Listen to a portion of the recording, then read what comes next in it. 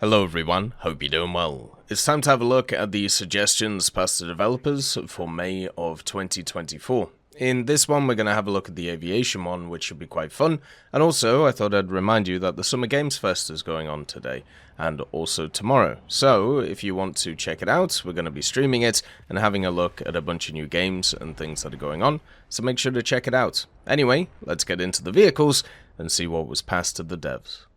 The first vehicle is the Northrop F-20A Tigershark, but for Germany.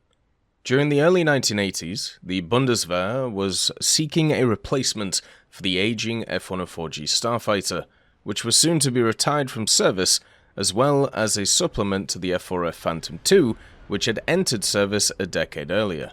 To this end, they once again turned to the United States to meet their requirements. The German Air Force Evaluation Unit, WTD-61, would assemble a team including pilots Horst Nichol and Horst Philipp, which would be sent across the pond to evaluate the latest offerings of the US aerospace industries, including the F-15, 16, F-18, F-A-18, and also the F-20A Tigershark. The Northrop F-20A Tigershark, also known as the F-5G, was a supersonic fighter aircraft that had its roots in the widely successful Northrop F-5 family. The development of the F-20 can be traced back to the late 70s, when Northrop sought to modernize and enhance the capabilities of the F-5E Tiger II. The F-20 was designed to be a cost-effective, highly maneuverable, and reliable air superiority fighter for both domestic and international markets. Northrop positioned the F-20 as an affordable alternative to the more expensive fighter aircraft, hoping to attract potential foreign buyers and fill a gap in the market for a lightweight capable fighter, claiming it to be 95% as effective as the F-16 while being 70% of the cost. The F-20 incorporated numerous improvements, including a more powerful General Electric F-404 turbofan engine, the advanced AN/APG-67V radar set, and a variety of air-to-air and air-to-ground weapons, including the AIM-9P Sidewinder, AIM-7M Sparrow, the Maverick, and various dumb munitions, including bombs and rockets. The F-20 also had two 20mm M39 cannons mounted in the nose, with a total of 450 rounds. It also boasted a significant amount of parts commonality with the F-5 and also T-38 series of aircraft, with significantly reduced manufacturing and also maintenance costs, particularly for nations who already operated these types. Flight tests were conducted by WTD-61 at Edward AFB in California. In 1983, an evaluation of the aircraft was carried out until 1984, where it was determined that the F-20 was unsuitable for the needs of the German Air Force, who instead opted to pursue the F-4F ICE modernization in the short term and the Eurofighter Typhoon for the long term. Ultimately, the F-20 Tigershark failed to secure any major contracts, and the program was cancelled in 1986. The F-20 could make an interesting addition for these reasons. The next vehicle is the Beriev LL-143. The Second World War clearly demonstrated the urgent need for heavy seaplanes in the fleet's aviation. The American Catalina, delivered through Lend-Lease, partially addressed this need. However, the supply of PBYs did not fully solve the problem, highlighting the necessity for a domestic aircraft of this class. In August 1942, GM Beriev submitted a proposal to the NAP for a heavy twin-engine flying boat weighing up to 22,000 kilos. This aircraft would feature a seagull wing, a 2-keel tail, long range, and powerful weaponry. GM Beriev's proposal was reviewed, approved, and authorized for development and construction by A.I. Sakeen. Since there were no suitable production facilities in Omsk, the OKB GM Beriev was relocated to plant number 477 in Krasnoyarsk by order of the NKAP on the 5th of May 1943. The construction of the first prototype, the LL-143, began on the 14th of April 1944, followed by a second prototype. The maiden flight of the LL-143 took place on the 6th of September 1945. During the final phase of testing, Stalin issued an order on the 9th of February 1946, and the Council of Ministers of the USSR passed Resolution number 1289-527 on the 21st of June 1946, transforming the OKB into State Union Experimental Plant number 49 of the naval aircraft industry. This new enterprise became the sole design team in the country responsible for designing and constructing seaplanes. On the 22nd of July 1946, during the flight and aerobatic evaluation of the flying boat, pilots noted its simplicity in piloting technique, making it accessible to an average pilot. They also praised its maneuverability, seaworthiness, easier takeoff and landing, and ability to maintain the specified flight mode, reducing the need for constant rudder adjustments during long flights. The testing of the first LL-143 was deemed successful, with all requirements of the specifications fulfilled. However, both the designers and the military recognized the need for further improvements of the aircraft, and then eventually that's where the BE-6 came from. This vehicle had two Shvetshtov AHS-72 radial engines, and also, at the same time, had access to a bunch of 12.7mm UBT machine guns in different noses. It could carry torpedoes, 1,500 kilo bombs, 500 and 200s too, and even some mines. And then we have the XF2A63-8502. This is the second prototype of the F2 basically. The FSX, later called the XF2A origins, can be traced back to the early 1980s and the highly secretive Laboratory 3 division of Japan's Technical Research and Development Institute. There, studies were being carried out to investigate the option for an indigenous design, combining long range with maneuverability to meet the particular requirements of the Japanese Air Self-Defense Force. In 1987, the JSDF selected a variant of the F-16C as the Japanese FSX aircraft to replace the Mitsubishi F-1 aircraft, and in 1988, Mitsubishi was selected as prime contractor for the aircraft, which became known as the F-2. The program involved technology transfer from the USA to Japan, and responsibility for cost sharing was split 60% by Japan and 40% by the US. 4 flying prototypes was developed, along with 2 static prototypes for static testing and fatigue tests.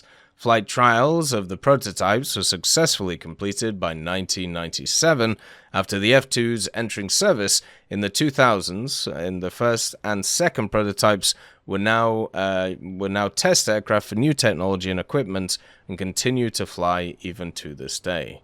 Basically, around 2012, the second prototype, the 63-8502, was seen with a unique sensor called the 3D Passive Direction Finding System, which worked together with the radar, the RWR. The sensor is located at the top of the vertical stabilizer and is pretty simple in the design. Unfortunately, when it comes to this system, there isn't a ton of information about it, but in basic terms, the way it's supposed to work is when an enemy aircraft is locking onto the friendly aircraft with the system equipped, the pilot will be able to have the exact location of the enemy pilot with the help of the radar emissions and the 3D sensor. This includes an estimate of speed, location, altitude, and heading, and what's even more interesting is the system in theory can be used with the AAM-4 missile. Using the radar emissions from the enemy aircraft and with the help of RWR and the 3D passive direction finding system, after an enemy pilot locks on to the mother aircraft, the pilot can then send an AAM-4 Fox 3 missile without the need of using radar or locking him. The missile will then rely on the information provided by the emissions and the onboard system, eventually going pitbull and hitting the target. However, more information is still needed to confirm that function with the missiles. Then we have a Shenyang JJ-1, the Red Special.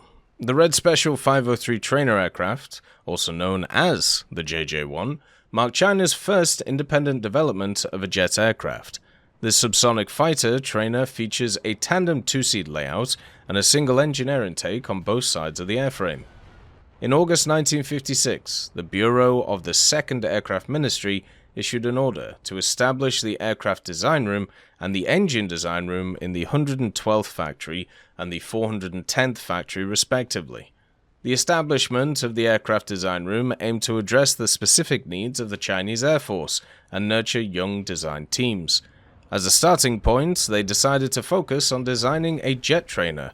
After conducting thorough research, the design office discovered that the Yak-11 intermediate trainer aircraft, commonly used in Air Force aviation schools at the time, utilized a piston propeller engine and a rear tricycle landing gear, which no longer met the training requirements for jet aircraft. Following careful consideration and approval from higher authorities, the design officially commenced in October of 1956.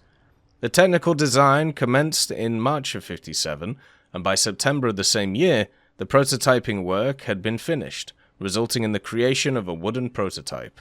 In September, the design data was sent to the Soviet Union for consultation, and in 1958, following the approval of the Military Product Design Committee, trial production officially commenced. Originally, the first flight was scheduled for 1959. However, due to the National Great Leap Forward initiative, it took less than 100 days from the release of the production drawings to the completion of the final assembly. The progress in engine development had significantly advanced, and the test run, initially planned for early 1959, was completed in July of 1958. On the 26th of July 1958, the JJ-1 aircraft, equipped with the PF-1A engine, successfully completed its maiden flight at the 112 factory, piloted by test pilot Yu Xinwu.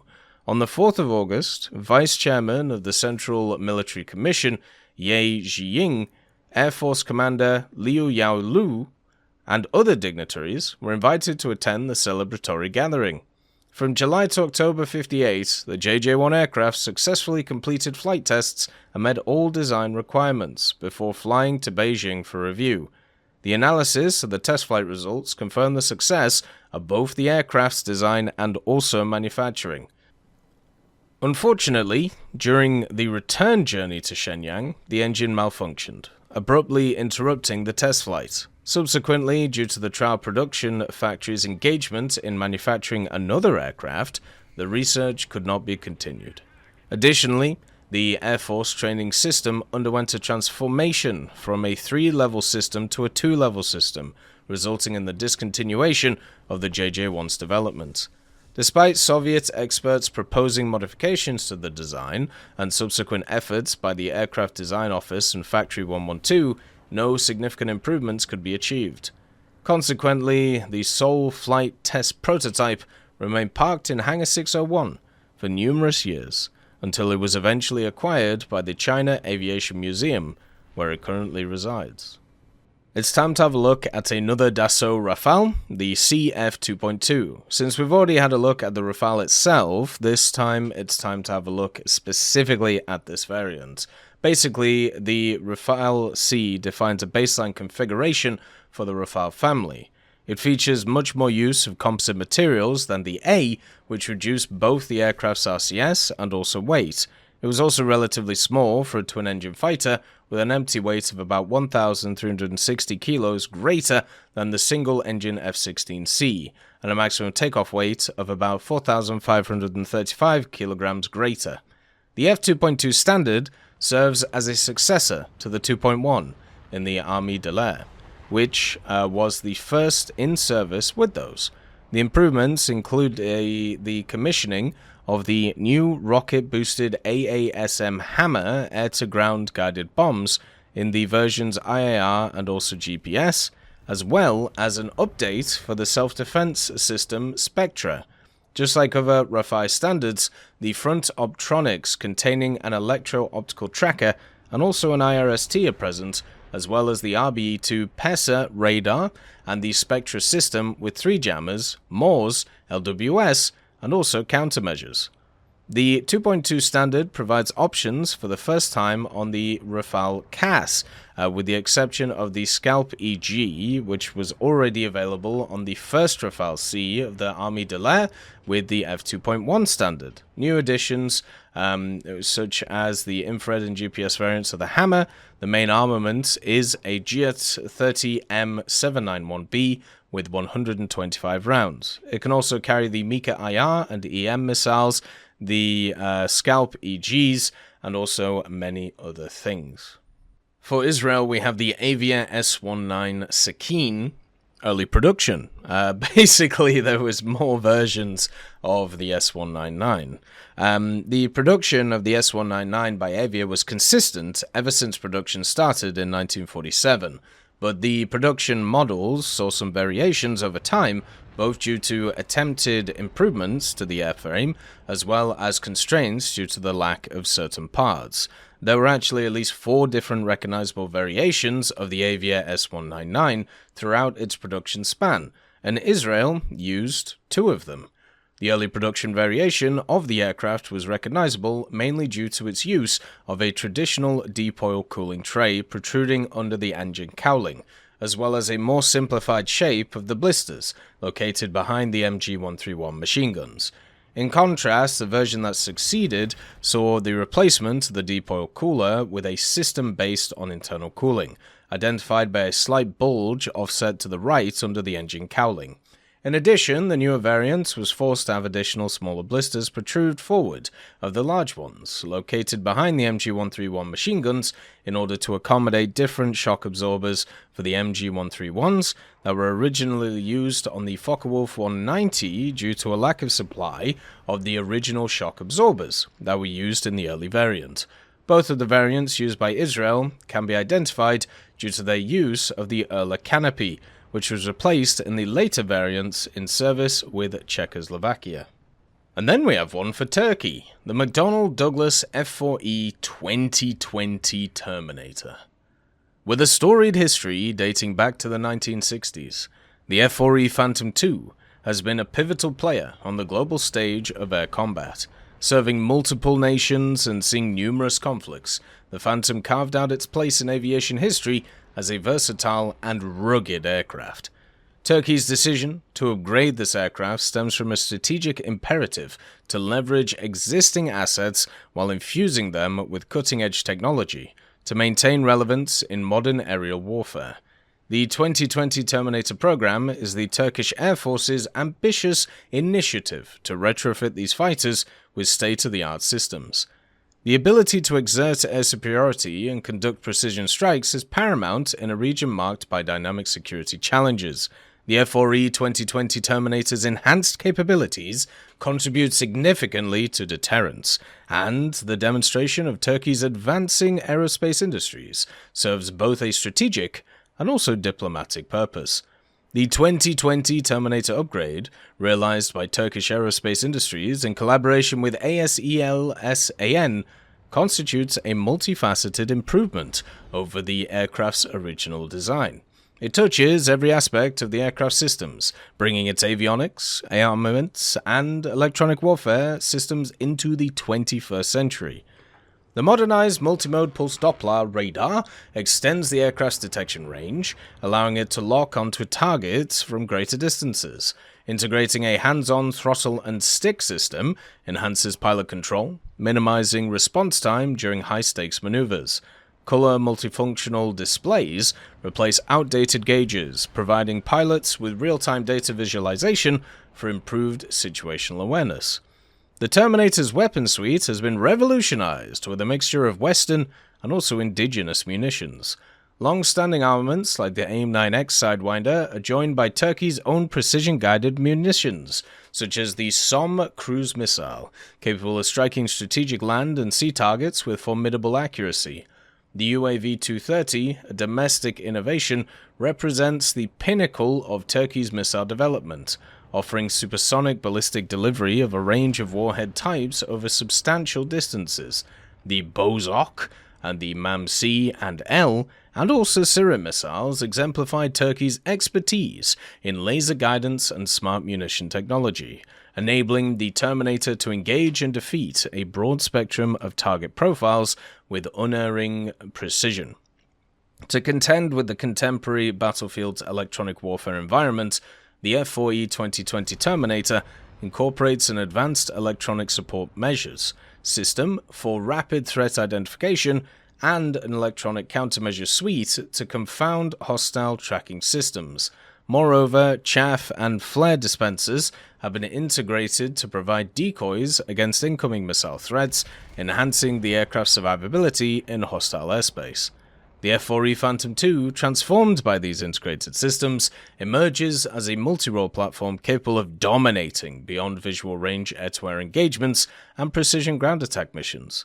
It can operate in complex electronic warfare environments and deliver various ordnances based on mission requirements, making it a flexible asset for Turkey's Air Force's inventory.